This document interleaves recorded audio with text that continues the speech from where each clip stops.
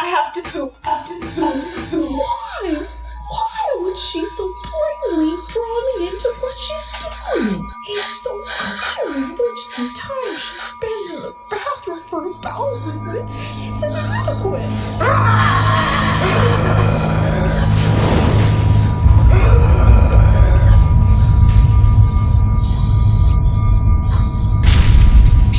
She's practically bragging that she doesn't, in fact, wash her hands, and she is throwing it in my face.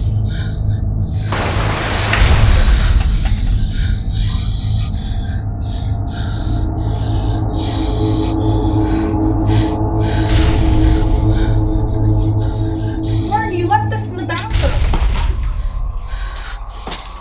47 seconds! 47 seconds! That's how long you were gone! Frankly, your flagrant disregard for her health and well-being is beyond distressing.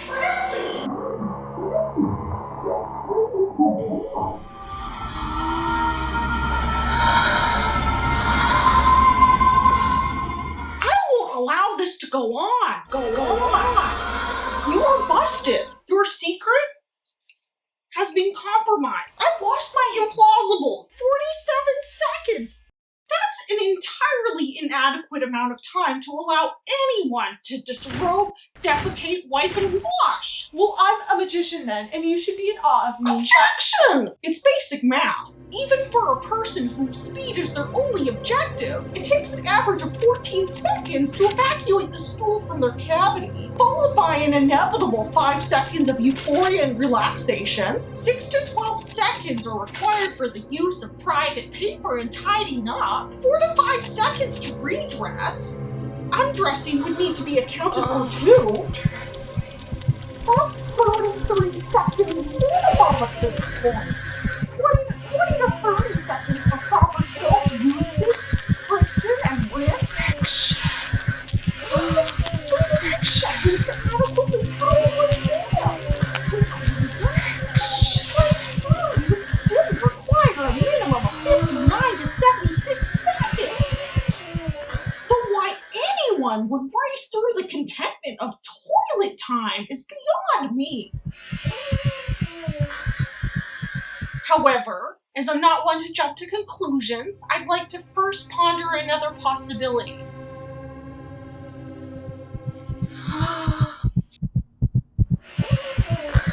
Did you fail to defecate?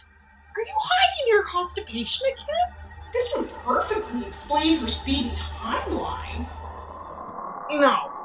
I withdraw my speculation. It is clear to me that you were without the belly bloat that normally exists when you are backed up. What else can you tell by looking at me?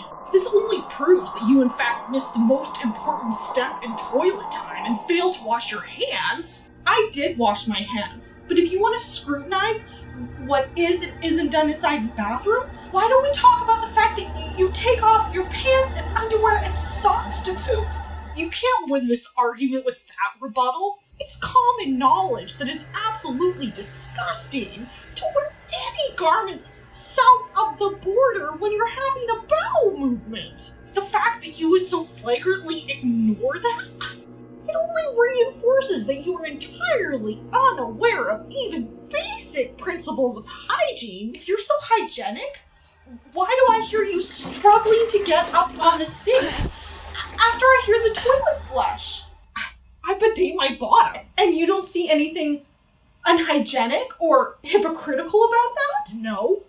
I'm not at all ashamed that I keep my sphincter cleansed. So when you wash your bottom in the sink, where do all the poop cells go? I'm no fool. The water is a scalding but safe 48 Celsius. This gives me an entire 5 minutes to wash without burning the first layer of my skin. And with water that hot, any contaminated cells will evaporate without compromising the sink. I rest my case. Fine. So if I asked every single person we know if And they you would took be willing to document any and all relevant data in the survey? fine, yeah, Sure. Well, December is too far away, so the survey definitely cannot be added to our annual Christmas letter. I'll create an Easter spring-style letter with this questionnaire. Why do I keep driving us into these situations? What's wrong with me? Now, how to adequately frame the query? Laurn, The sequence in which each question is asked will be imperative to ensure the most complete and accurate data. Laurn, I don't think other people are willing to talk about this sort of thing. I'd like to understand each individual's personal process and the sequence of events. Does it happen at the same time each day? Is it facilitated by a warm beverage? Laurn, I think that we should just keep this debate special in between the two of us. Do people go to the toilet to relax? And does the evacuation happen as a consequence of the relaxation? It's going to be very important how we execute this task. If we ask too directly, we might increase the likelihood of deception. Laurn, I know I started us on this idea, but maybe we could come up with something else to do. You could study my process. For example, I usually drink a hot cup of tea, and I need to poop within 3 minutes of my first sip, or even faster if it's coffee. How many local and international stamps do we currently have on hand?